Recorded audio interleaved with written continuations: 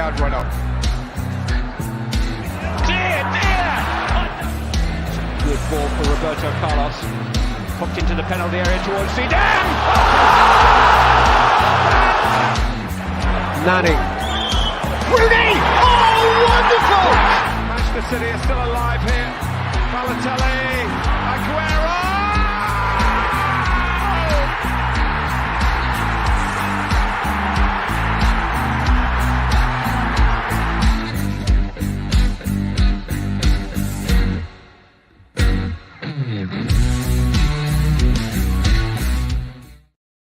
Hello, good afternoon. Savva here from Football Heritage TV. Hope you are all well. Just quickly, I have put the link in the chat. Please stop entering. Don't enter yet. I haven't asked anyone to enter yet. Please stop entering. Okay, what? Stop entering. Stop entering. Stop entering. Stop entering. I can see you all in the back. Please stop entering. Okay, what I'm going to do today, I'm going to do a football phone-in. Bit of a difference. I'm going to give everybody 5 minutes, then move on to the next person. What I will ask is please don't all jump in at once. And when I say I'm letting people in, please, I don't know why people aren't listening. Please stop coming into the back of the stream. Please don't click on the link yet. Please, please, please. I'll let you know when I want to start letting people on, and we will take it from there. Bear with me 1 second, people. I'm just going to do this without my headphones today. So please, hopefully you can still all hear me. Please do not come into the back stream. I hope you are all well. I'm going to give everybody 5 minutes each. If you come into the back stream, please, I will only say this once, have something you want to discuss. So when I invite you on and say, oh God, I've messed up my hair already. So when I invite you on and say, what is it you want to discuss? Please don't just look at me blank.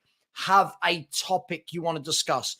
It doesn't have to be Kane, doesn't even have to be Spurs, but have a topic ready to discuss. I will put the link in very soon. We're only going to go until about 5:10. So please, please, please have something to talk about. You'll be surprised the number of times. Please, can everyone stop coming into the back? I will change this if people don't stop listening. I will let you know when I would like you to come into the back stream. Please. Big up. Happy Friday to you all. I hope everybody is well. So obviously the news this morning was that the meeting between Daniel Levy and the Bayern Munich hierarchy was moved to Monday. It was due to be today, but apparently Daniel Levy is the one that wanted to change it at the last minute. So let's just go for a few comments before I start asking people to come into the back of the stream. By the way, I had someone come into the back of my stream. They said this earlier. Someone in my YouTube channel, I'm going to find it, said this to me. Where are we? Hang on. It was quite funny, actually. Somebody said this. Somebody said, I agree with Savva on most things, but when it comes to evaluating players, he's an elite waffler. An elite waffler. Never heard that before. That troll I did invite on, and then funny enough, he didn't respond. So if you are a troll and you do fancy your chances of coming on and having a debate, this is your chance. Don't say you don't get a chance. Big up to BVB David. Big up to Amy. Where are we? 192 people in the chat at the moment. Please smash the like button on your way in as well. You know the rules. Smash the like, smash the subscribe. Please, I'm going to ask one more time. Stop clicking on the link and coming into the back of the stream. I'm not letting anyone on yet. Please, please, please. Richard, as a Kane will be sold, but Levy needs to crack on with centre backs and number 6 plus shipping. 6 players out. He's given himself a lot of work. Could have done with Munn and a football director, the numpty. Yeah, there's lots going on. Where are we? Lenny Moon is in the chat. Big up. Ben is in the chat, by the way. Big up. Chief moderator Ben is in the chat. AJ Bayat, Lenny Moon. Big up, Lenny. Hope you are well. Smash those likes. And please subscribe on your way in. Havertz is doggy poop. Okay, fair enough. I mean, if you want to come on and talk about it. Evan Wayne has said, yes, Savva, yes to you as well. Leo Land Lego is here. Peter Simons is here. Good afternoon to you. Ole is here. Jonas Blue is here. Tottenham use Harry Kane talks to discuss a move for Matthias Tell. I'd take Matthias Tell. Tell is good, probably best under 18 finisher out there. Loud and clear. Thank you, Ben. Thank you. Big up Savva, smash the likes. Absolutely. Phil P is in the house. Jim is in the house. Liston has started early and said the notion that Kulu is predictable is false. He has more successful take-ons than both Saka and Martinelli. What does he do with them? Again, this is the problem. When people read into stats, this is the problem. I look at the output that both Saka and Martinelli put into a game of football, and it trumps this guy all day long. This is the problem. I watch him and I think, I know what you're going to do. You're going to cut onto your right, onto your left. Yep, time and time again. Donna had a hair appointment booked. Fair enough. Axel is in the house. There's always one, isn't there? It doesn't matter what player. Just straight away, they're shite. Straight away, everyone is shite. Yeah, just had a haircut. Thank you, Dean. Thank you. Ash, another haircut. Yeah, I have a haircut every Friday. It's just something I've always done. I don't waffle at all. And if anyone thinks I do, they're more than welcome to come on. We've got loads of people in the chat. James has got a lot to talk to you about. Okay, fair enough. Well, I'm going to put the link in a second. Please subscribe, as Josh has said there. We've already had 2 people subscribe, so please, anyone who hasn't, please do smash that button. Neil has said to get Kane, they will have to pay 100 million euros, and Kane will want 150 a week. How do you know they cannot afford to pay the whole package? I do find it funny, no offense, Neil, when fans seem to think they know the financial packages of all clubs. How do you know that? Bookmark, I'm good. Big up to you, Nate. We've got Brian in the chat. We've got Graham in the chat. Joseph Bradley in the chat. Yeah, this is the problem. I think this is the problem. I do agree with you here. I would take Saka and Martinelli all day long over Kulusevski. I think both of them have got more about them, more pace, more finish, more end product. Just me. I know people won't like that, but it is what it is. Would you rather keep Kane and score 30 goals next season, or sell Kane and buy the 2 centre-backs all day long? By the way, I'm about to put the link in the chat. If you do come on, have something to talk to me about, and then please don't be offended when I say, okay, right, I'm going to get someone else on. Please. Okay, so I am going to put the link in the chat. Jordan has said, just quickly, just wanted to ask you, Savva, how do you remain a fan with no end in sight of all this dreadfulness going on? I mean, going on for a while. Now I've been struggling as a fan lately. Just want some good news. Listen, I think you just support the club you support, right? I think you support the club you support. Can I just ask, how are you not convinced by Martinelli? I don't know. I'm just confused. I must watch a different Martinelli. I think he's a top player, that boy. Very young as well, top player. And we have got loads of people in the chat. Right, I'm going to ask, by the way, you must have your camera on. You must have your camera on. I'm going to bring you on. We'll have a discussion. Then I'm going to ask you to leave. Please don't be offended. If your camera is not on, you will not be allowed on the stream. Big up to Yuvraj. Yuvraj, hello, my friend. What do you want to talk about? So I want to speak about my club. We have cheap owners, sadly. Our owners, horrible. But I'm just going to speak about, really, our club, and I'll just do a quick brief on Harry Kane.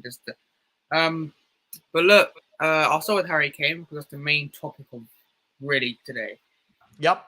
I think it is good you sell him because the striker market sucks, honestly. The striker market is like, if you think about it, Osimhen, there's not any world-class strikers that's available for like a price.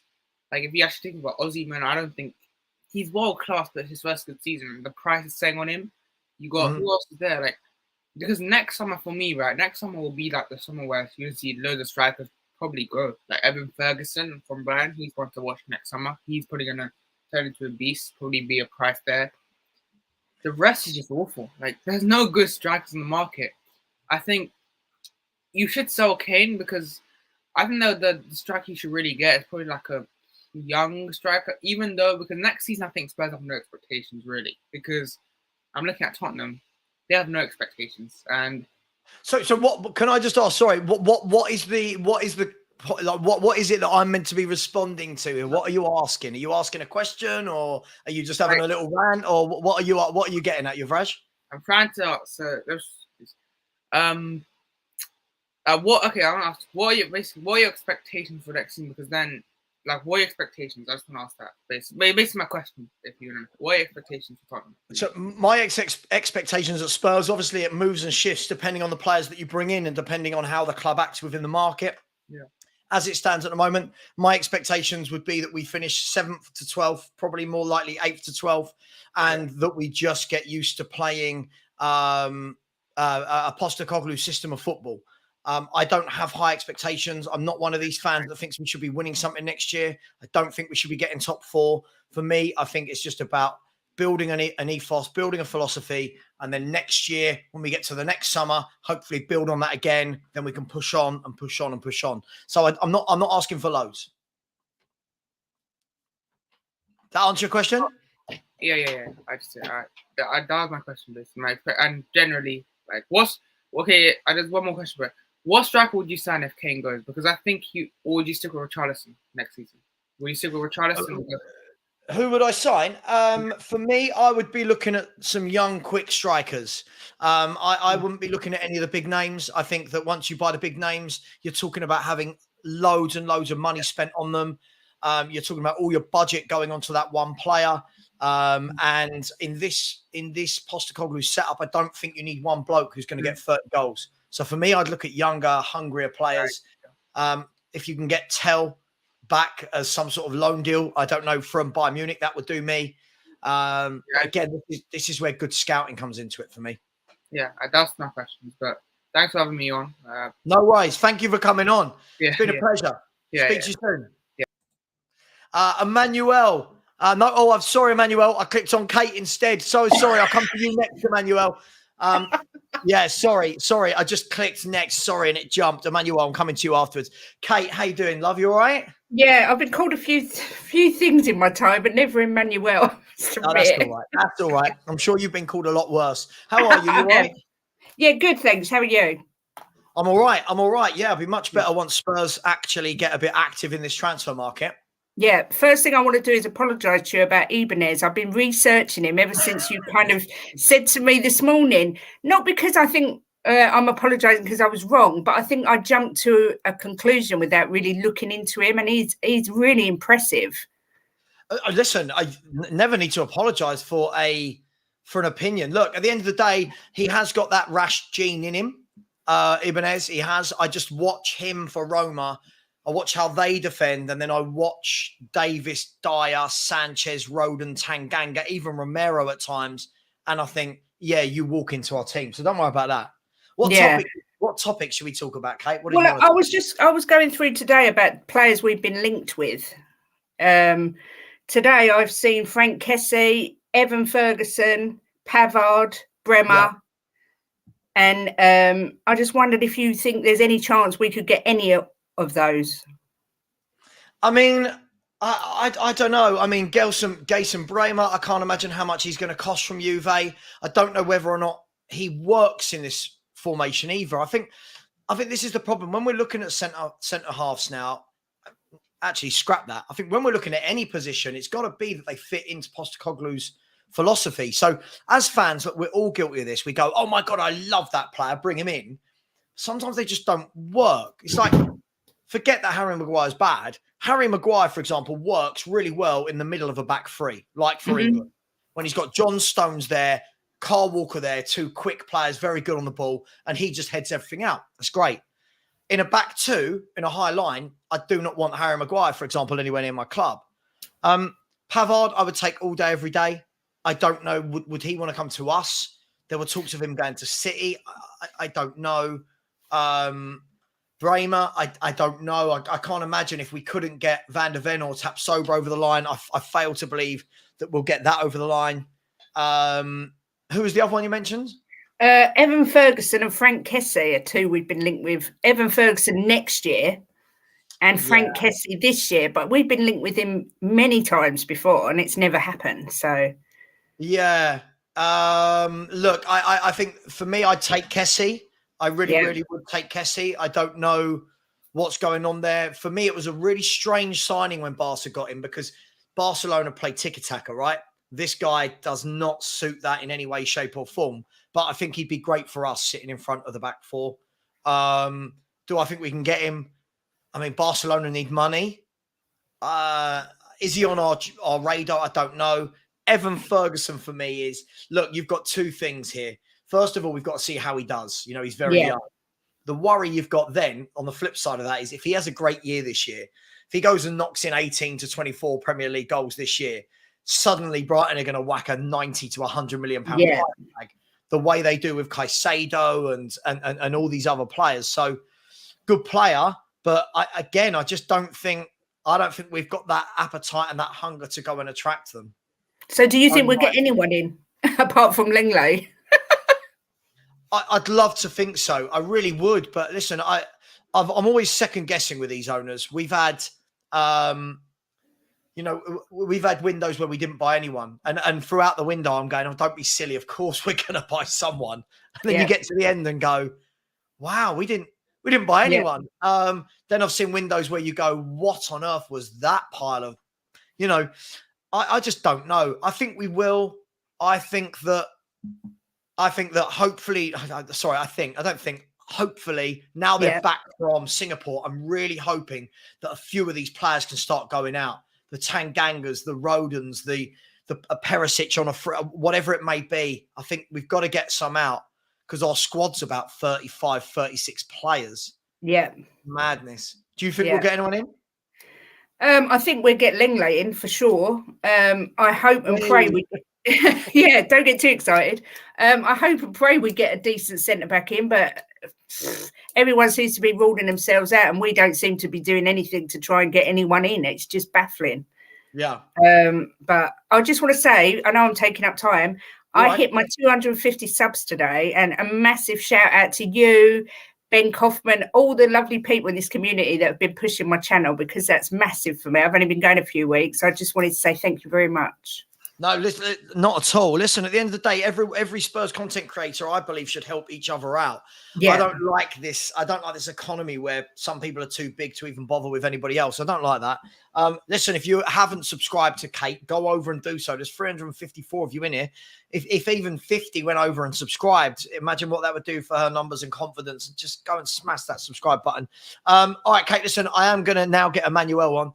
No worries. And I will get him on this time. But listen, thanks for coming on, and I'll speak to you soon. Take care, Savva. Take care. See you later. Bye-bye.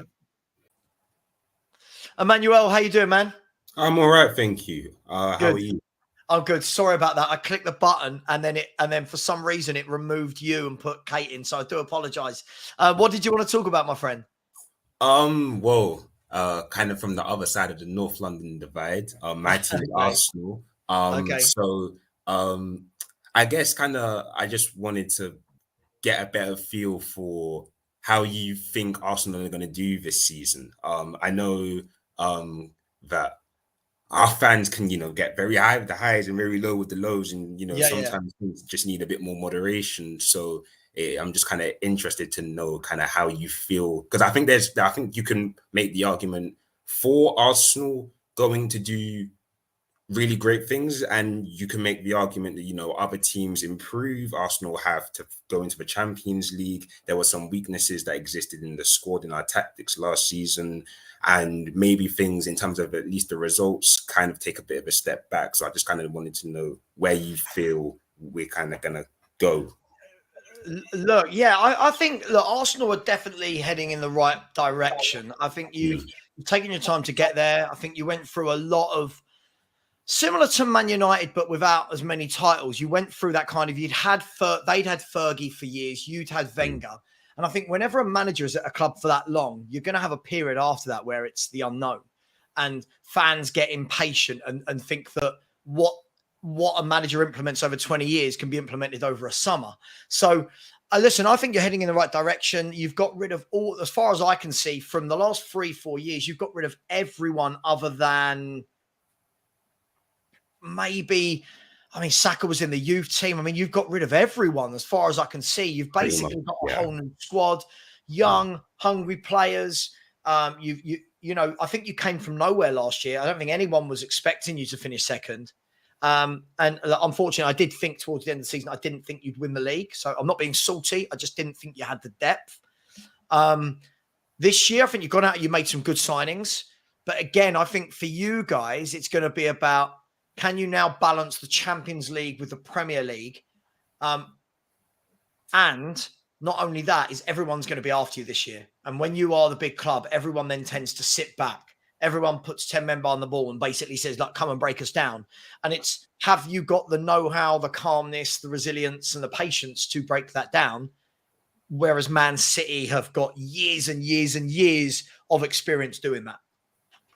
I would be inclined to agree. I remember Pep saying the first season after City won the title, I remember reading an interview that where he said, "Oh, we had a lot of problems trying to break down teams that play 5-4-1 low block," and that was something that he set about working at seasons after. I remember last season, games like Brentford in particular, 1-1 draw came to mind, where low block, that seemed to be quite a bit of a problem for us. So I would be inclined to agree there. I also completely agree in the sense that I think if you actually look at Arsenal in the Cups, Europa League, last season, we got knocked out round of 16. The Cups, FA Cup, League Cup, since we won the FA Cup in 2020, we've not progressed too far. So actually, I think when you look at the depth in the squad, that has elevated expectations. But at the same time, Arteta doesn't have a track record of going deep in those cups and excelling in the league at the same time. And now that pressure is there. So it's going to be interesting for me to see how he rises to that or not. But I think that's a huge point. Do you know what? Like, I always say it, what Man City have got is, listen, we all know the wonderful squad depth they've got and the wonderful players they've got. But more than that, they've got the guy that knows how to get you over the line. They've got a guy that goes, you know what, this isn't working. Right, scrap that, throw that away. We're going to now do this. And he's got players that are talented enough to do that. I mean, you just have to look at, I think we were the last team to beat them last year before they won the league.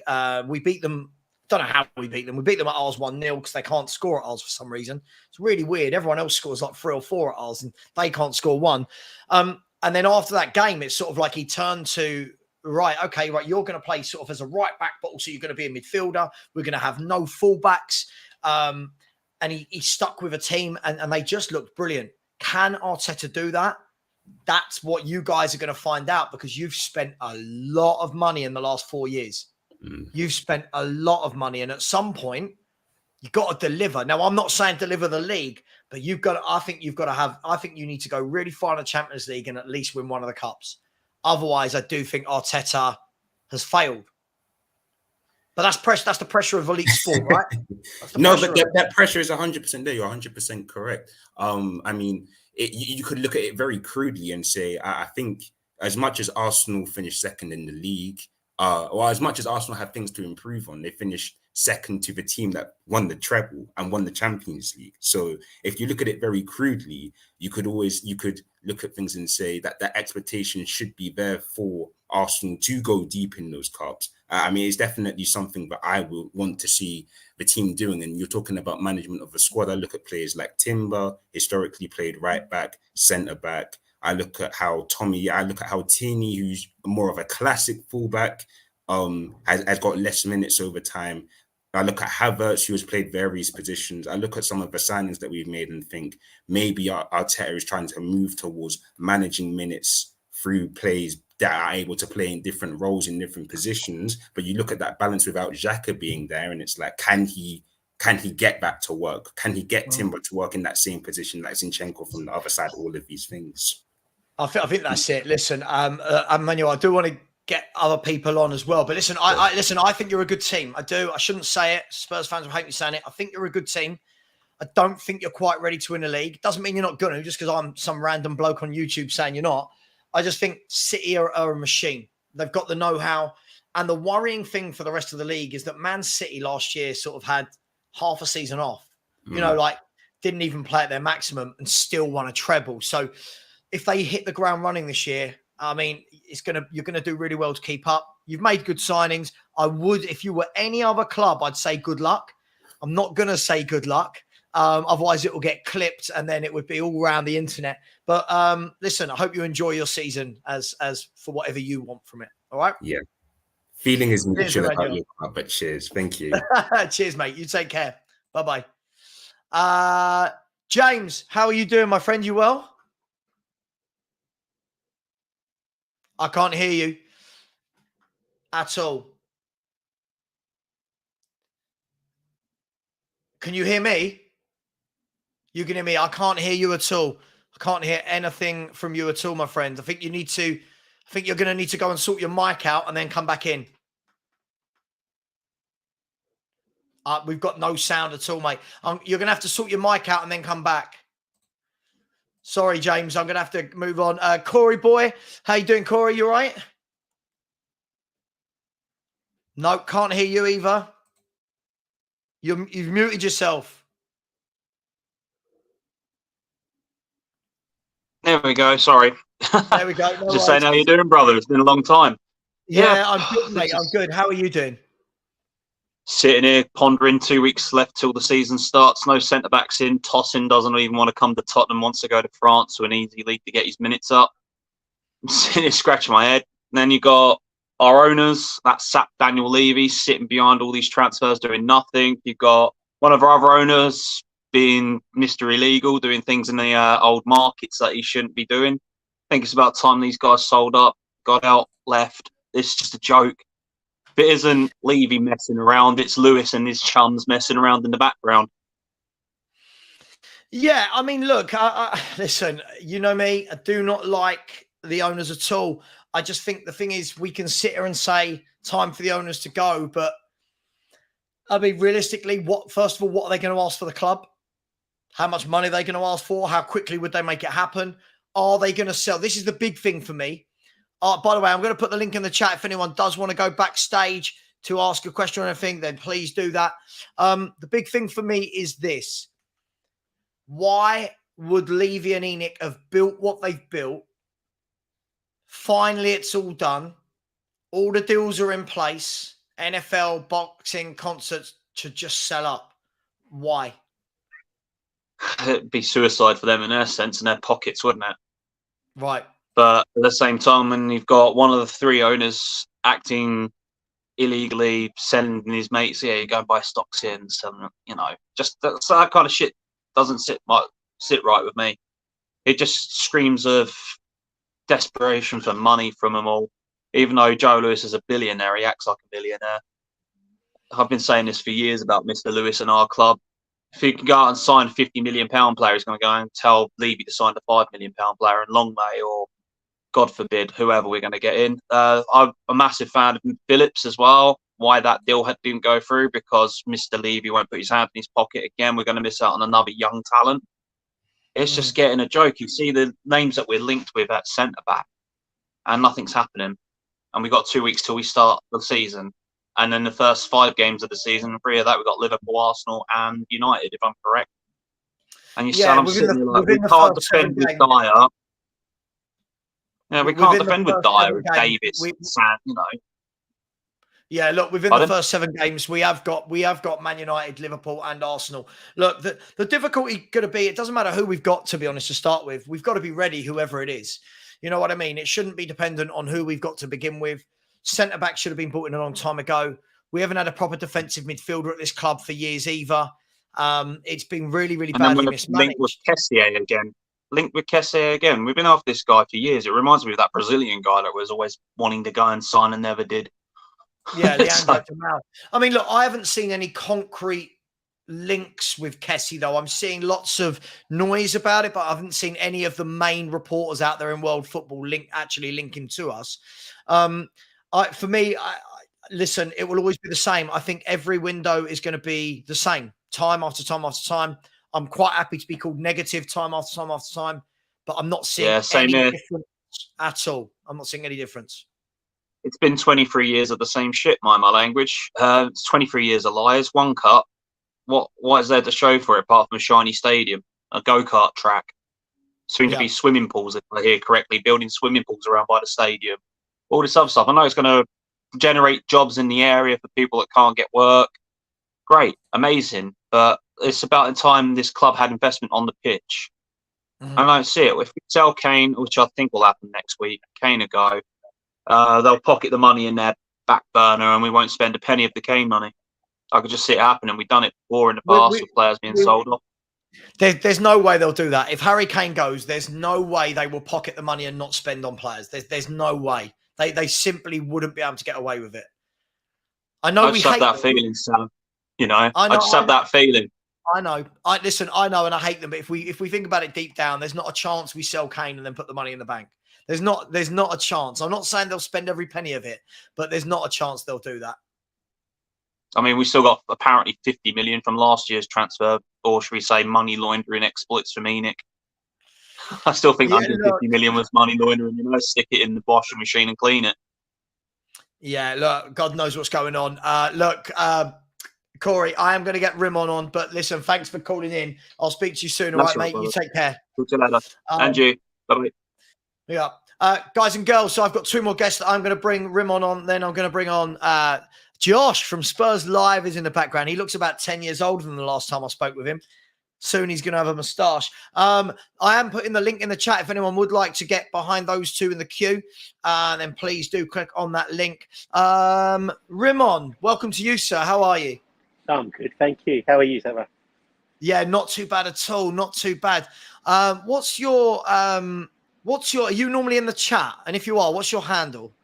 It's my name, Ramon Islam. So It's just Ramon. I'm in the chat. Yeah. I'm actually at work now, so I work like from about 8 to 4. So I love the flow, and I work by myself. So literally, I'm a sushi chef. So I'm producing food, and I've got the trail. I do Tottenham on tour 9 to 10, you 10 to 12, then Perchy 12 to, then Never a Foul. So it keeps me entertained. And I just love the fact that you guys all share content and support each other. I've been a Spurs fan since the early 80s. My first game was actually back in 87. It was Little's Cup semi-final replay where we lost to Arsenal. And I should have known from then I was expecting another 35 years of disappointment. Myself, I was a season ticket holder for 24 years. And last year, out of 19 games, I think I ticket exchanged 12 of them. And I think that was when I knew my love for Tottenham was slowly disappearing. I've been the ardent Spurs fan, really nervous. I didn't renew this year after 24 years and repeatedly getting emails from the club, why haven't you renewed, blah, blah, blah, blah. And I think for me, it was just, I couldn't stand the football anymore. So much so that you turned your camera off. Yeah, it was just like I just couldn't.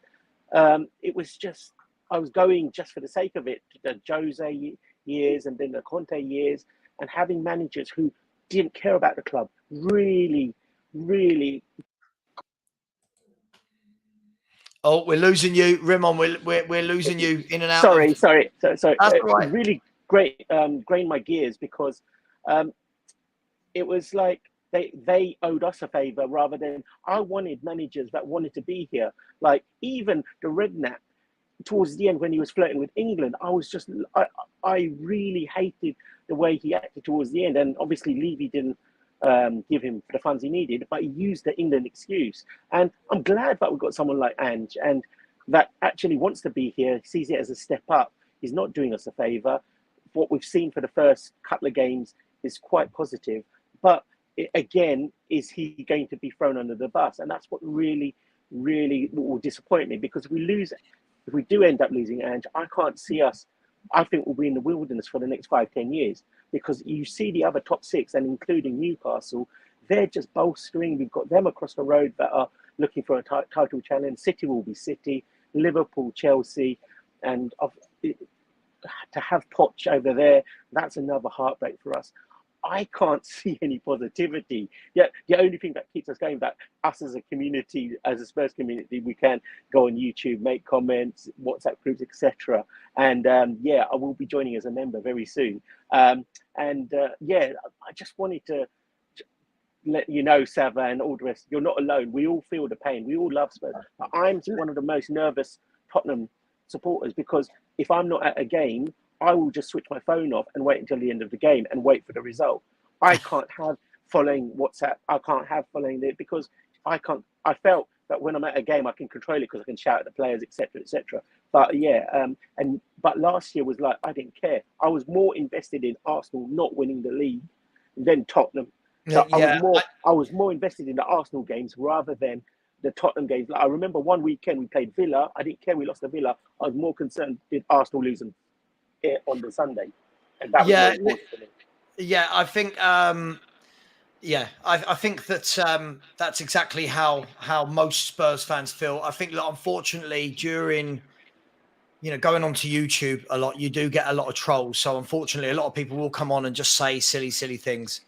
What I would say, Rimon, is if you actually look at all the clubs that have been successful in the last 2 decades, the only anomaly is Chelsea.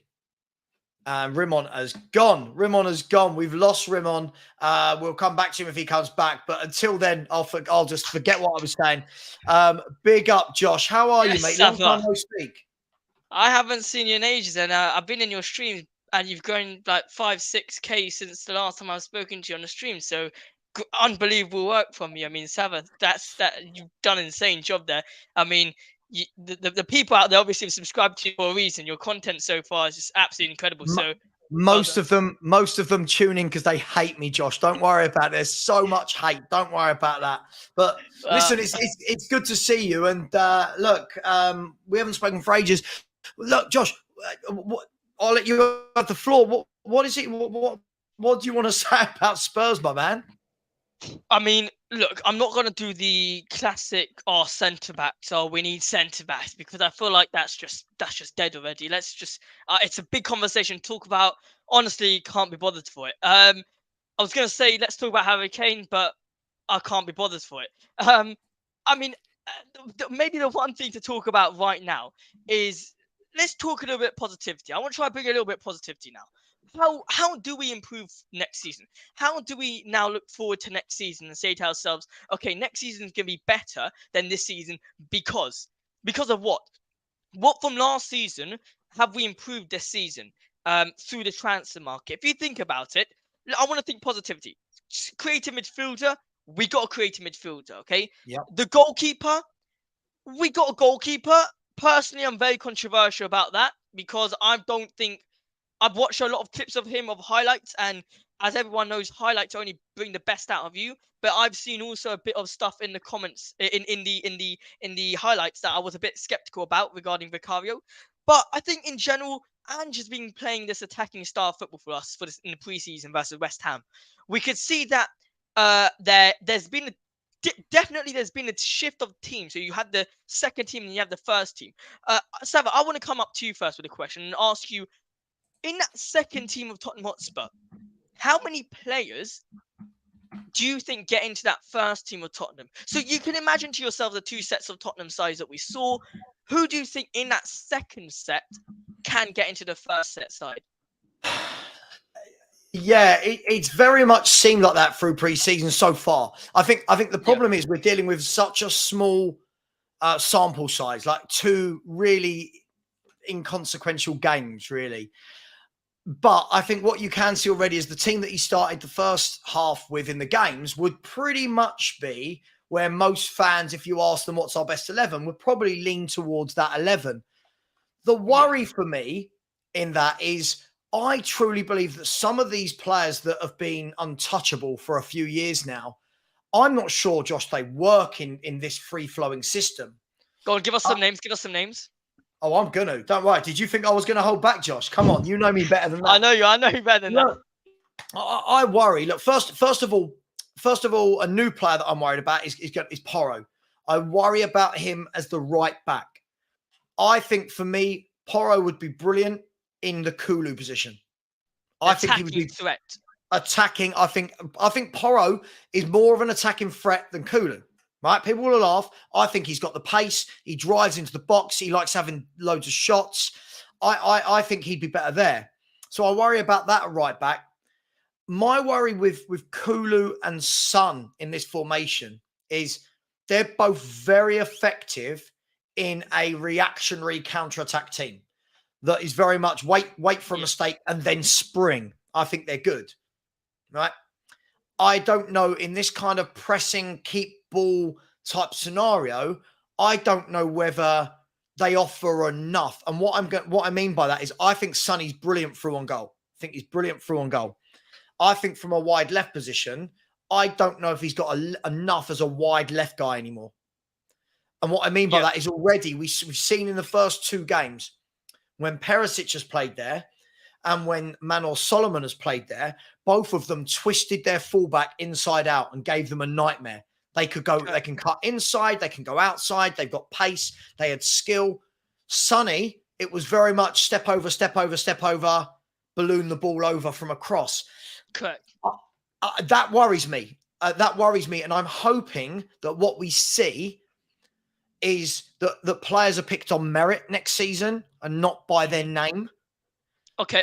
So just, I'm also going to come in there with another thing to say is the fact that, in my opinion, with Sonny, it's also controversial, but I think when you play the Ange system with Sonny and Kulu, I'm not saying they're not good footballers. Don't get me wrong, they're fantastic.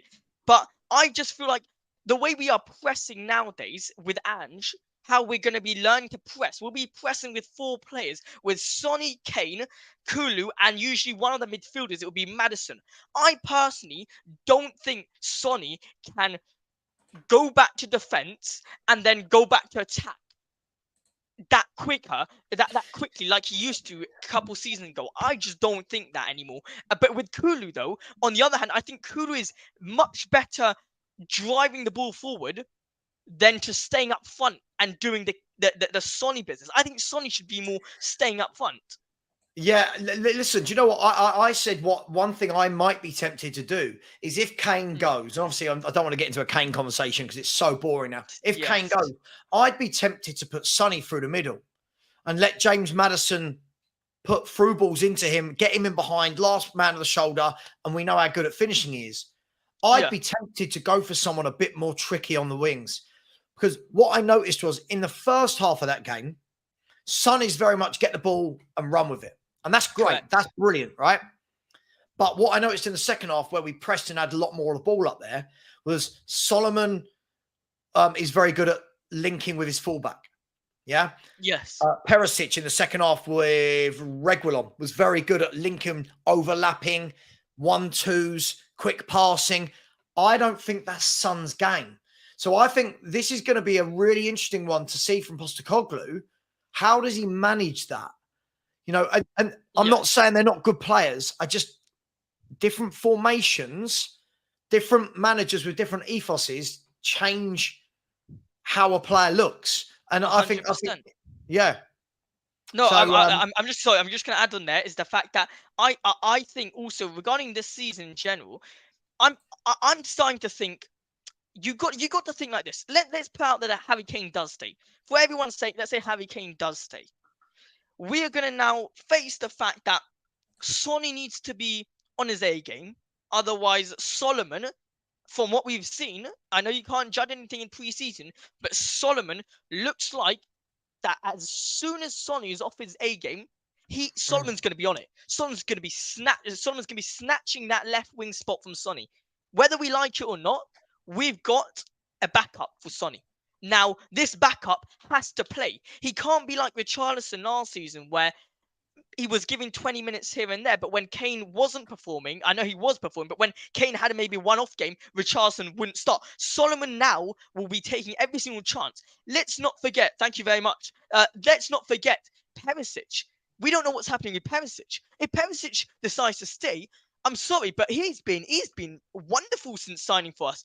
Since signing for us like this season. I'm sorry, this season in the preseason, he's been phenomenal. He's been very, very good, cutting on his right foot. Everything we've seen from him last season in the defensive role, we've basically said to ourselves, no, we want to see him more in attacking threat because we've said it defensively. Perisic isn't cut for it. He can't defend. So attacking wise, he looks like a threat. I'll tell you that. No, listen, I agree with you. Listen, do you know what? I think Perisic will go out of the club. If I'm brutally honest, I think he will. Yeah.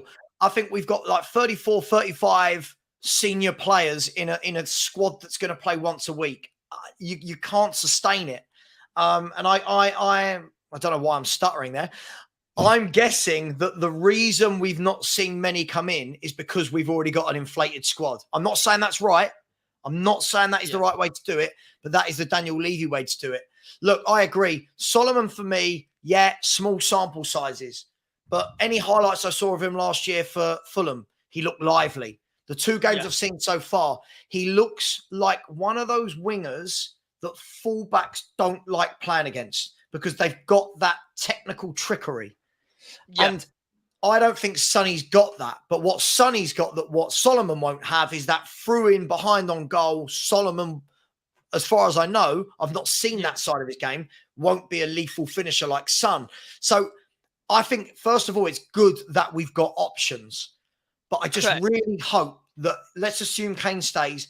I just really hope that it's not just Kane, Son, Kulu, come rain nor shine. I hope he mixes it up. Can Solomon play on the right-hand side, in your opinion, based on last game? Because I had a lot of doubts on him playing on the right-hand side last game. I did not think he was as effective as he was on the left-hand side. And that was one of my things I was going to say, is that I can't remember where I wrote it. I wrote it in one of your streams, I think, is that in my opinion, it's definitely not main target, 100% not main target. But a right winger, unless Ange plays Poro right winger, a sub for Kulu, we definitely need someone on the right hand side to fight for Kulu, because in my opinion, I think Kulu has been too casual on the right hand side, thinking that no one can compete for his place.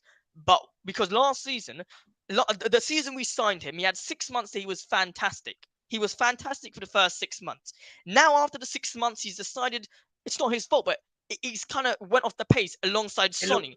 Now, it looks comfortable for him now, doesn't it? It looks like he's got no pressure on him. Yeah. So, and that's what I said from the get-go. I said every single player in this Tottenham Hotspur side, especially last season with the Hugo Lloris, need to understand that even if they have the one little bad game, there will be someone next game that will be swapping them instantly.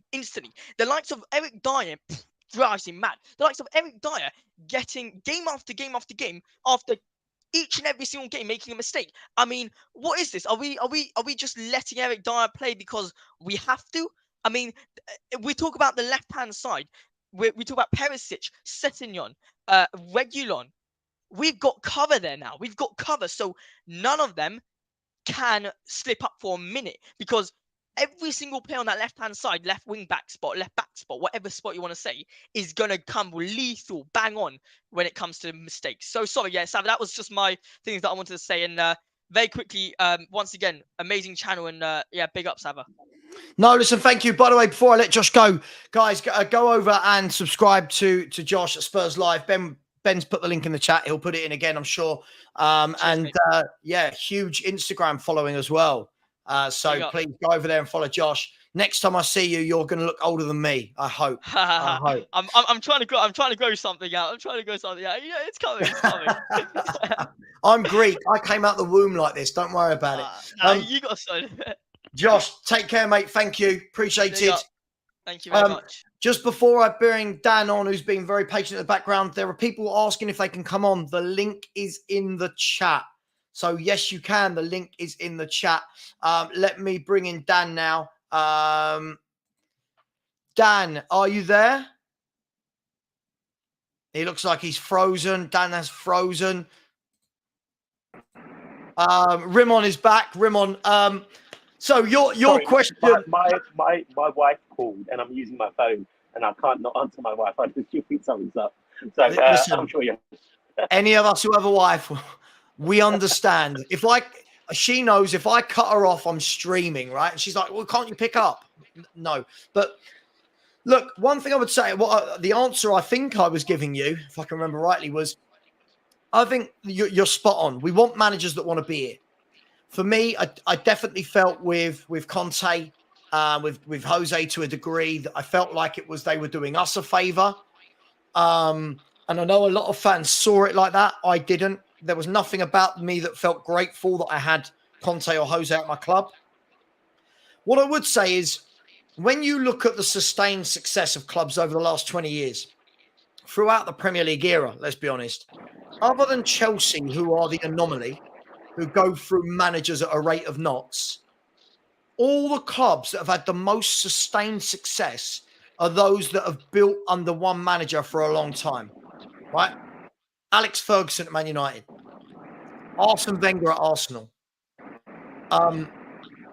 Pep Guardiola at Man City, Klopp at Liverpool, right? Even now, look at Arsenal progressing under Arteta. And this is no, this isn't a coincidence. This isn't a coincidence that those clubs have dominated when they've had someone in place the whole time. Bournemouth, under Eddie Howe for all those years. Look at their rise from the from the bottom of League Two to Premier League. That doesn't happen if you change manager every month. Do you know what I mean? So, look, for me, I don't know what you feel. I feel that now what we've got to do to get better, I think, is stick with this manager through thick and thin. We're going to have some bad times this year. Stick with Postecoglou. Let's not be knee-jerk, and the first time we get battered 4-0, start calling for his head. Let's let this guy build. And then next summer, we go again with some better players, and then we can start ramping up the expectations on Big Ange. What do you think? Yeah, definitely. I just think that as a fan base, we need to be a bit more united. There's too much Levy in or Levy out, and we all want what's best for the club at the end of the day. We all want to watch attractive football, win trophies. It's amazing that a club the stature of Tottenham since '91, we've won 2. And still, as you say, we're the most talked about club on YouTube. People love to hate us. We're rent-free in most people's. But why is that? It's probably because of the fact that we don't win anything, and our club we have a fan base that is quite vocal and sometimes quite deluded. I just wanted to make one point because everybody, and I know you talk about it a lot about off the field at the club. Now, I work for a company that has the catering contract at the club when it was first at this new stadium. And I worked during the test events, and a couple of the first games, not the Crystal Palace game because obviously wanted to go to that one with my season ticket, but I worked for a couple of the home games and gave my ticket away for the first couple of games. And the infrastructure at the club, Levy is just as tight with the ground as he is on cutting players. Beer pumps didn't work. It was a shambles, absolutely shambles. And I don't know, obviously the Tottenham PR aren't going to talk about that, but I remember working understaffed, not having the right equipment, not having. I worked in the 1882 area where they were paying ridiculous amount for a free meal and a beer, and including their season ticket was 1,500 to 2,000 a pop, and nothing was working. So forget about if you look at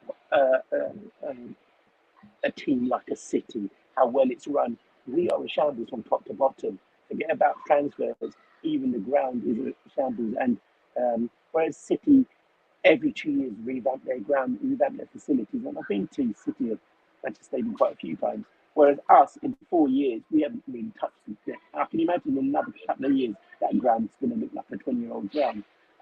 And that's why we have to get this parasite out of the club.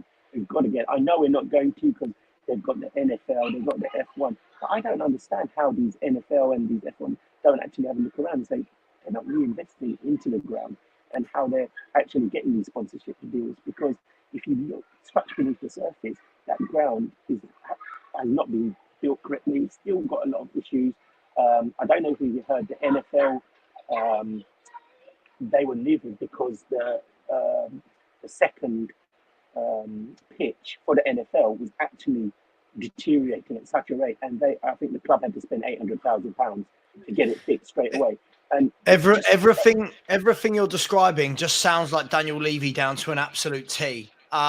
Listen, Rimon, I do want to get some other people on. Sure, thank you very much. Listen, no, thanks for coming on, and I'm sure we'll speak again.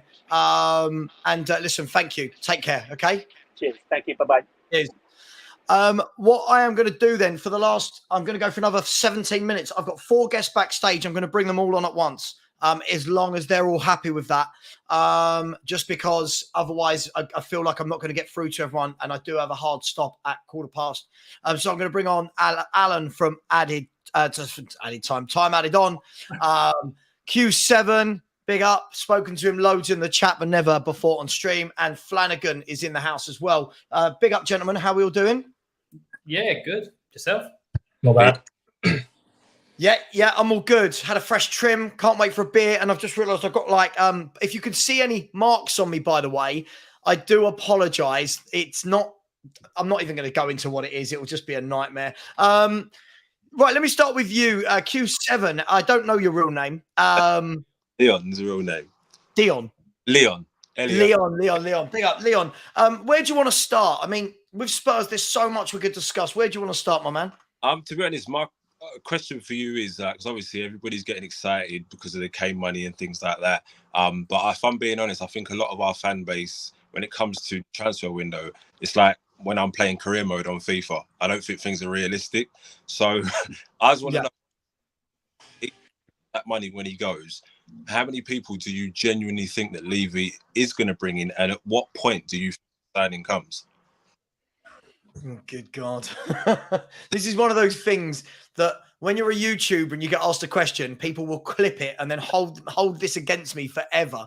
So if I say now, oh, we'll buy 4, so when we don't, people will just shoot me for it. Look, I'll go with what I think should be done, and then with what I think Daniel Levy will do, and then we'll go around the rest of the panel. Big up to Dan as well. Was that you in your car, Dan? Yeah, I'm back home now. Better internet connection. Yeah, it kept jumping in and out. Look, for me, I think if you sell Harry Kane, let's assume it's £85 million sterling, right? There's already money at the club. I fail to believe that there is no transfer budget at all at the moment. There must be. So I'm going to go with, I don't know, there's £120 million to spend. Let's just go with that. I think first and foremost, this isn't going to shock anyone. You've got to go and get 2 centre-halves. I think you've got to. I think Daniel Levy will get 1. But I think you've got to get 2. What I think they'll do is I think they'll go and get 1 that appeases the fans and 1 that pisses off the fans by the name of Longley. And then I think you need to get a DM. I think for me personally in this formation, the way he plays, I think you've got to have someone protecting that back 4 and stopping the counter-attacks. Because when you play a high line, how do people score against Man City? They don't play them off the park. They hit them on the counter, right? How do people score against Arsenal? Hit them on the counter. So for me, I think you've got to get that. And then I think you've got to buy in a quick young forward. You've got to buy in, I mean, they don't have to be young, but just a quick forward. Someone who can play across the front line. Someone with an engine. That's just my opinion. Let me ask some of the others. I mean, Alan, you sold Kane. You've got whatever else money. What are your transfers? What do you think Levy will do with this money? What Levy will do is pretty much nothing. Literally, we know what he does in the transfer window. For me, I completely agree with you. You have to look at that defense first. You have to get at least, if we get an 85 and I don't think there's 120. Well, we know there's more money than they say, but they'll probably say we've got 40 million to spend, something like that. You need to bring in 2 quality centre backs. For me, I've got a horrible feeling we're going to get we'll get Van der Ven, who I'm looking for, but I think that will be added with a Phillips or a Lenglet, and that will be it, which is absolutely shocking. You need at least a Van der Ven, Tapsoba, and then an additional one. The number 6, I think I'm all right with. I mean, Højbjerg, if he goes, I think Bassoon will do a job there. I'm not worried about the 6th position at this moment in time. For me, it's all about the centre backs. But then in regards to right now, I think the centre forward with Richarlison, I think he'll be the main man. I think he'll be the one that they look to. With the addition of Solomon, you got Kulu, you got Son, Maddison in behind. You've got a lot of versatility up there, and a lot of people, obviously, Lo Celso looks like he's, giving more effort. So I think you've got plenty up there. For me, it's got to be the centre backs. But yeah, I've got a horrible feeling it's going to be one that Ange wants, and one that obviously is not good enough, and it's just selling Ange short at the start of the season. And just before I came on, I heard what you said, and I completely agree. Fans cannot go after Ange, considering the build-up that he's had to the start of the season and the people that's been got in. The areas that need to be addressed haven't. The pre-season tour has been an absolute shambles. he needed a much better preseason and defenders already in and look into his way so people cannot get on Ange. For me, this season, unless it's horrendous and he's making mistake after mistake himself, that's when you can probably say, is he buckling under pressure? But the majority of the season, he gets a complete free pass for me, and you have to enable him to build this team because every single time we've seen with a manager that comes in, they don't get fully backed. It takes time to get there, and Poch didn't build that team in a day. It took him over a season, and that's when we start moving. So you have to give him the same amount of time to implement his way of playing. Yeah, completely agree. Listen, just quickly before I bring Flanagan in, guys and girls, there are 404 of you in the chat, only 189 likes. That is shocking. Stop being Levy. I'm going to have a t-shirt that says that. Also, thank you. Loads of people have subscribed. We're 61 subscribers away from 8K in 15 months. So, listen, I'm really proud of that. So please keep subscribing. Let's get to the 8K and then kick on. Flanagan, I'm going to slightly change it up from you, for you, from what we just said there. Is that a worry for you that Postecoglou has had, through no fault of his own, we've had a shocking transfer window, we've had a shocking pre-season through no fault of his own, but in terms of the clubs we've played, games being cancelled, flying here, there, and everywhere. Is that the worry for you that a couple of bad results and not every fan, but a lot of the fan base are going to turn on him and start wanting him out?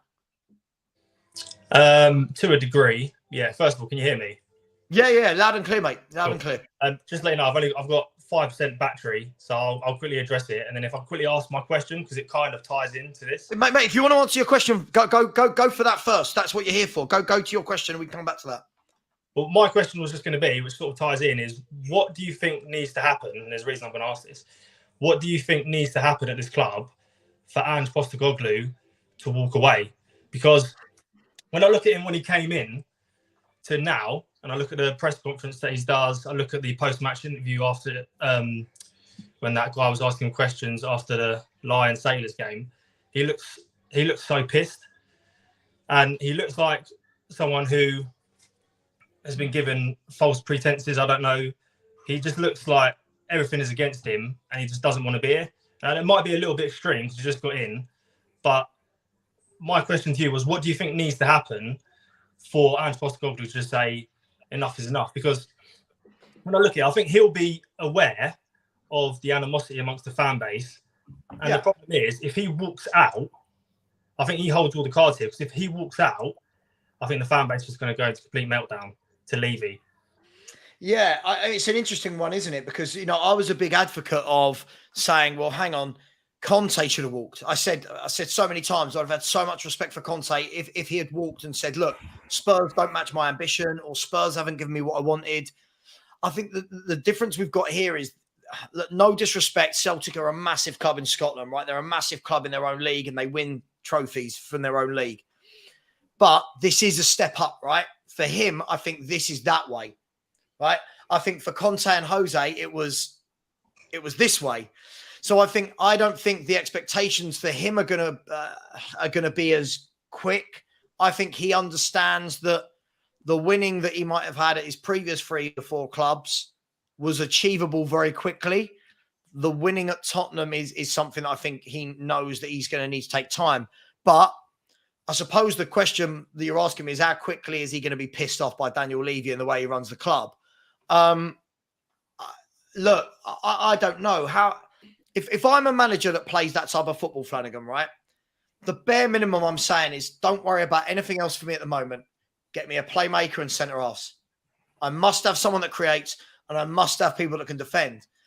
And he must have been thinking, oh, surely I'm going to get that. Like I've given the names of the centre halves I want. They're not extortionate. They're not the world's best. You know, we're not going after the Delits of this world and the Laportes and the Ruben Diaz's. We're going after people in the German league, sort of 5th, 6th, 7th, 8th place. I think secretly he'll be really annoyed. I think he'll be really annoyed. What has to happen? I think something really bad would have to happen for him to walk. I don't think it would look great on his CV. But I'll keep the same energy. If he walked and said the truth that, hey, I wasn't backed, I wasn't given any of the assurances that were made to me, I would fully respect the guy and we build a statue of him outside the stadium. Can I just add something to that? I think he's learned quite quickly because of the way his demeanour is and the way he is in press conferences and what we saw in the last game. I think he's kind of got used to the fact straight away that he's been told you can have this, but you have to make do with that. So basically, he's got like you can have the goalkeeper, the midfielder, and all that. You might get one defender, but you have to make do because there's no rhyme or reason why Eric Dyer should have had that captain's armband in that last friendly. I don't care if it's only a friendly against what was it, City Lions or whatever it is. City Lions Sailors. Yeah, exactly. For me, I think he's kind of understanding the fact that it's going to take a lot longer to get the people in that he wants. So that's why I'm saying I think it will be a Van de Ven and a Phillips. But I think you can tell by his demeanour that he's not happy. Not through the players he's got or what he's doing on the pitch. I think he's annoyed in the fact what's going on behind the scenes. I think he's finding out quite quickly how Spurs do business and he's not happy about it. Yeah. I mean, look, Flanagan, I know your battery's dying on that, but look, I think it's Spurs, right? Deep down, I think we all knew this was happening. I don't think we all thought it would happen to this point, though, where I've said many times, I get it. When a manager like Conte comes in and wants Bastoni and Barella and Lautaro Martinez, I get it, right? I understand we're not going to get those players. But when you're asking for Mickey van der Ven and Tapsoba, it should be doable, right, mate? Surely they should be doable for Tottenham Hotspur. Otherwise, why did we move stadium? Yeah, 100%. And the thing with Postecoglou is, from what I can get from him, he's very much a man of principle. And from all the interviews which he said, when he constantly talks about the style of play, he plays attacking football, he references his dad, that obviously has a personal connection to him. Yeah. He clearly holds the performance slightly over the result. In terms of, obviously, he's not losing every game playing well, but he does clearly hold the performance over the result because he knows that long term moving forward over a larger sample size, if that performance is high, the results will follow. Yeah. And I feel like if he can't be given, like you say, he's not asking for 70, 80 million pound players, and I could quite easily see us buying one pretty decent centre back and then like a Longley who's absolutely shocking. And then maybe get like a young forward or something. Basically, Levy's going to leave us short. And I'm not saying he will walk out. I don't think he will, but I'm just trying to gauge what the people think needs to happen in order for him to do it. Because if he's a man of principle and he's not being given, I'm guessing possibly the assurances which Levy's given to him. Yeah. Isn't this a bit like, and I can't remember the quote. What's the quote from the Batman film where, you know, is it you either stay long enough to be... No, I know what you're talking about. Do you know what I mean? I feel like that was... I can't think of it off the top of my head. It's Governor, whatever his name is, talking to Batman, and Batman becomes the villain. And I feel like that with Spurs managers, Flanagan, right? I feel like at first it's great. We're all loving them and they're hyped up. If they stay long enough, Levy will make sure they're the villain. And still to this day, there's so many fans that will not make Daniel Levy the villain. They will find a way to defend it. But listen, what I do want to do, I do want to bring in Dan. He's been waiting very, very patiently. So we are going to go until 20 past. So we've got 8 minutes. But Dan, thank you for being patient. What point did you want to make? You could follow on from anyone else's or make your own, whatever you want to talk about, my friend. Yeah. So I'm struggling with the positivity side of supporting Spurs right now. I mean, it started well. Great, Ange getting in. Brilliant. Really happy with that. Maddison, yeah, really good. Better football we're going to play. I've seen it in the friendlies, yeah. But what happens is we just get sucked in to the negativity again. Where is the defenders? I mean, I know everyone's bored of it, but they like the club. They like tease us, don't they? They say you can have have your attacking midfielder, attacking manager, but then we all know what's going to happen. Unless there's a sudden, signings, I can't see it happening. They should have got it done by now. It's gonna be a bit of a tricky start, and I can see what's going to happen. We're going to have all the ball. We're going to create chance after chance, and we're just going to get caught out in a lot of games. And think at the back. Remember the days under Pochettino when we used to attack, and then the team would get the odd goal on the break and we would lose. Now, think what's going to be like with Ange at the beginning. I know it's at the beginning and we have to be realistic, but can you imagine what's going to happen? After those two friendlies, we saw fantastic football, passing, shots, chances, blah, blah, blah. And then we get caught out with a few attacks. So it is all, I'm just dropping into the negativity. A lot of the channels are quite negative as well. We're all feeding off. But is it, Dan, can I ask a question? Is it time, though, we replace this word negative with something else? Because I feel like if realistic, you're telling is it realistic? Yeah. Saka? Is it being realistic? If you're telling the truth, how can you be truthful and negative? Like, I get it, right? There's loads of people that look, I get it more than most. I get it all the time on my channel. The bigger my channel's getting as well, I'm just getting loads and loads of hate. Oh, you're negative. You're the problem with the club. Blah blah blah blah blah. It's fine. Water off a duck's back. But if more and more people are feeling this way, it can't be that we're all a negative fan base, can it? Surely at some point it just becomes, this is the reality. This is where we are. This is our reality. We don't sign the players we need. We don't give the managers the tools they need to succeed. And by succeed, Dan, I don't even mean win anything. I've put, from my point of view as a fan, I'm not expecting Postecoglou to win anything in year one. I just want to see him given the tools to implement a philosophy that makes Spurs fans want to watch us. But they're not giving us a chance, though. The board's not giving us a chance. They're not. If they're letting Ange down, the team down, without them signings, it is a disgrace. And it's Groundhog Day, and it's the same old thing. And look, I'm trying to be positive going into the new season, and I'll back the team. I'm looking forward to the attacking football. But we really do have to be realistic of, it's going to be a very, very bumpy start. And there's going to be some bad defeats and we're going to have to just get behind the team. But it's that question, isn't it? The burning question, when are the board ever going to change? I don't think they ever will. Yeah. No, I agree with you. Alex, let me come to you before we do a general for the last 5-10 minutes. How are you, sir? You all right? Whereabouts in Sweden are you? Stockholm. Yeah. Nice. Everything's really expensive there, isn't it? Yeah, pretty much. Yeah. Daniel Levy would hate it. Alex, what do you want to say, my friend? What do you want to say about Tottenham? No, I don't know. It doesn't have to be about Tottenham. You can talk about whoever you want. Yeah, but I just feel like this Kane saga has already been enough of an embarrassing excuse for us not signing the defenders we actually need. And let's say we manage to sell Kane, we get in our 100 million euros within this upcoming week. I mean, that money will be there then. And if we don't spend that properly on good defenders that will upgrade our team, if we don't do that, like, where does that money go? I don't get it. Like, we have to spend it properly. And if it doesn't get spent this window, where does the money go? I don't get it. We have to let me ask you a question, Alex. Let me ask you a Yeah. question. I mean, look, I despise the owners. I don't even mind. I don't even say hate anymore. I despise the owners, right? So, albeit for me to stick up for them, and I'm not.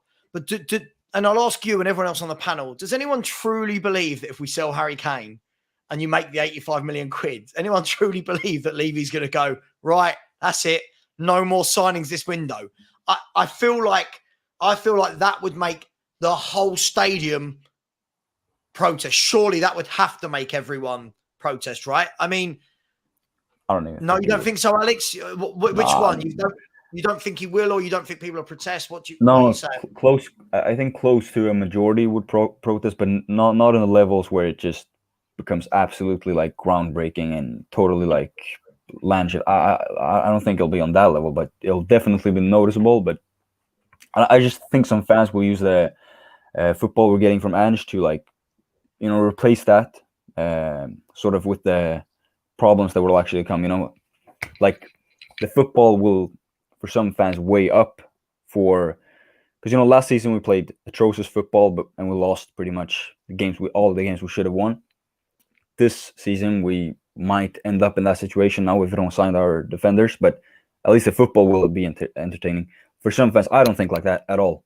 I want us to be level up on both levels, but some fans will, I can guarantee it, will use the football as a sort of, you know what I mean, an excuse Yeah, to like look, bear out with. I'm almost one of them, Alex. I want to see attacking football. What I can't complain about is having watched, I want to call it Conte ball, but even the thought of it makes me want to shut my eyes now and just fall asleep while I'm on stream.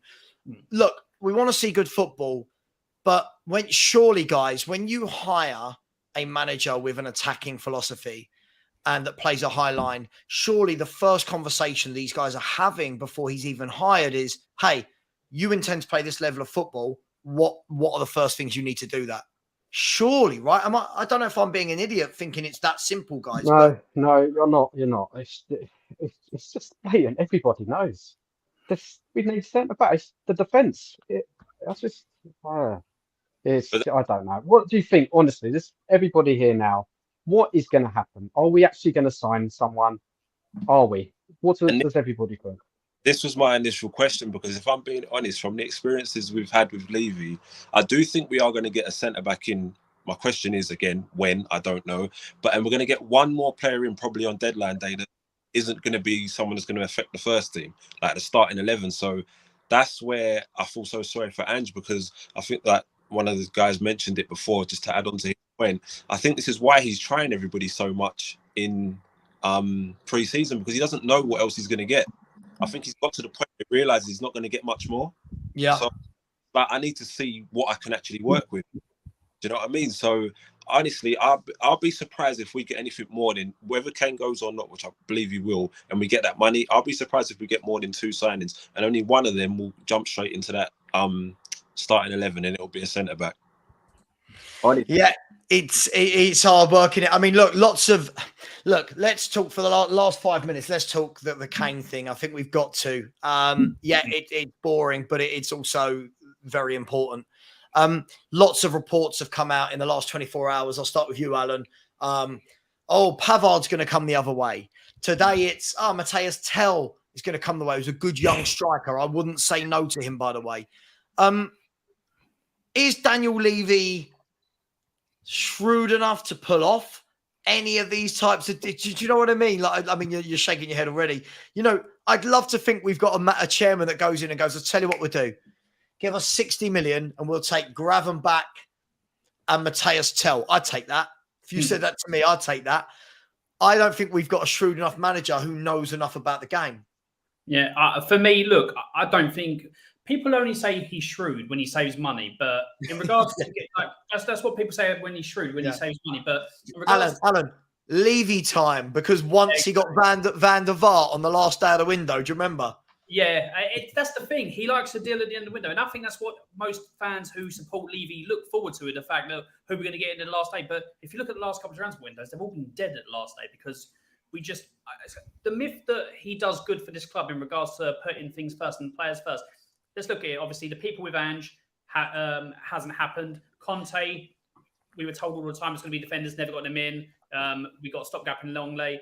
The type of people that Mourinho wanted and what he got given didn't happen. So we can never say that he's actually backing the manager. In regards to the Harry Kane thing, I don't think he's going to get anyone as part of the deal. And if he does, I'll come on and say, okay, I was wrong. But I think it's just going to be to sell the money, and then we'll try and get defenders in. And like I said, it will be 1.5 in regards to Van der Ven to go into the team, and a youngster that will go into like Phillips, maybe even Lenglet. He's still a half because he's not good enough to fit Ange's system. And there'll be people waxing lyrical and saying, we've had a great window, 10 out of 10 window. And it's absolute nonsense. The amount of work that needs to be done to this team and that defense first.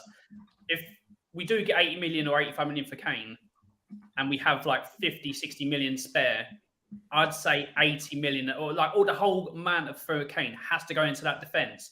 So for me, I'll take, if he was shrewd enough to get a defender as part of the deal, take it all day long. But no, he's going to take the money.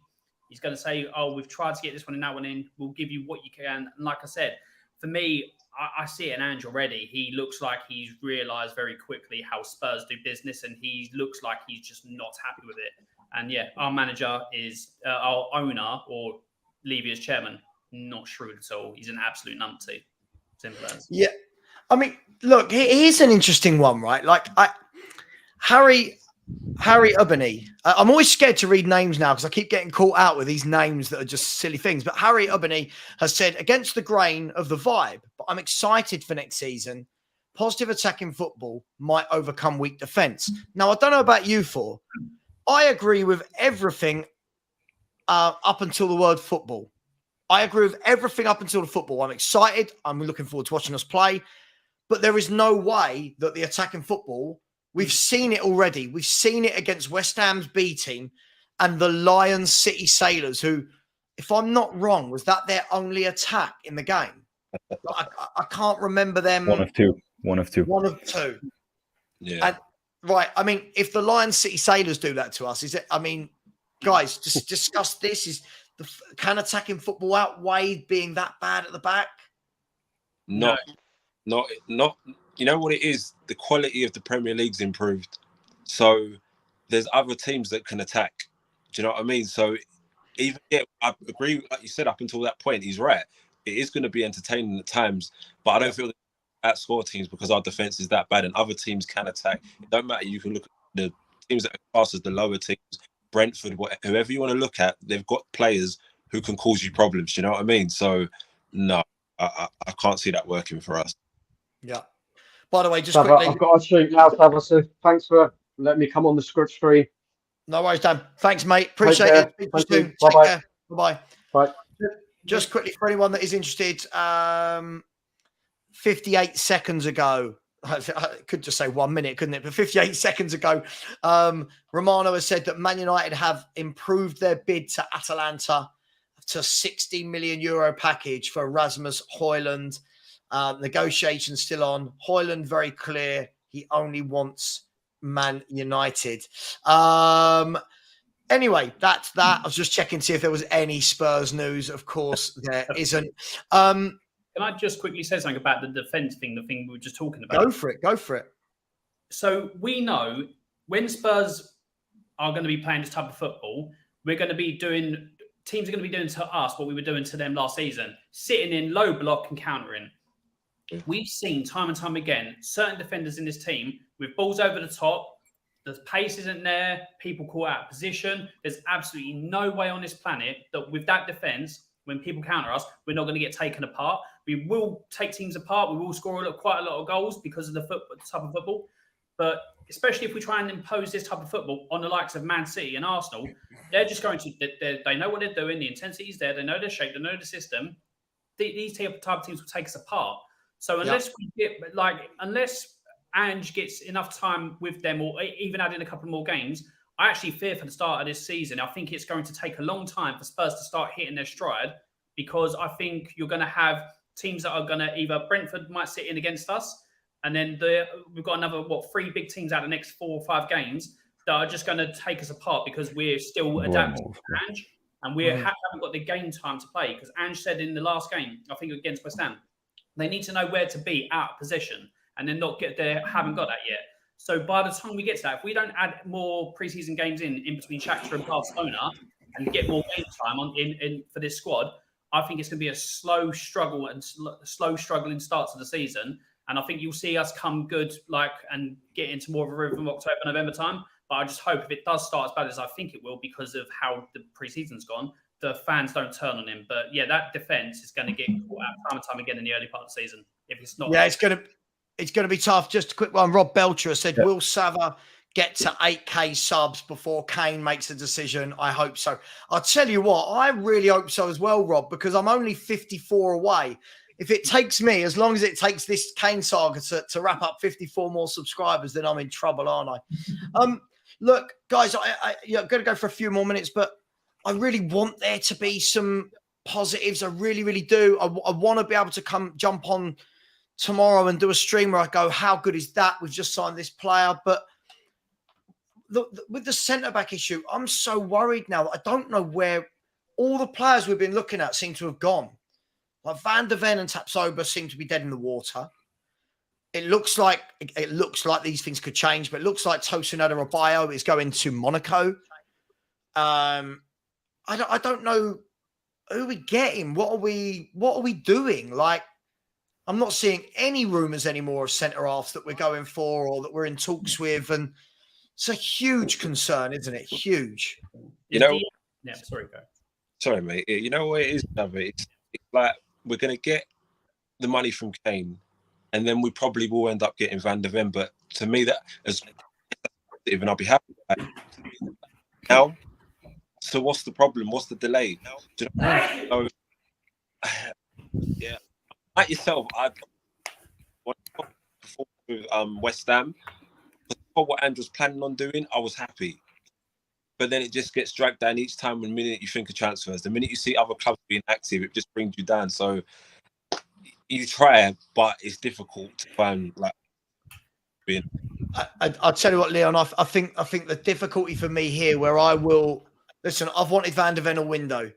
If it takes selling Harry Kane to get Van der Ven over the line, I'll be fuming. Not that Harry Kane's gone. Forget that aspect of it. We shouldn't have to be selling anyone. Listen, I'm happy for Kane to go. We've had him for 10 years. I'm happy. That's cool. Go. But that shouldn't need to happen in order to have a knock-on effect to us bringing in a top centre-half. Definitely. If that happens, we may as well knock down the stadium, go back to White Hart Lane and just do business how we used to do it.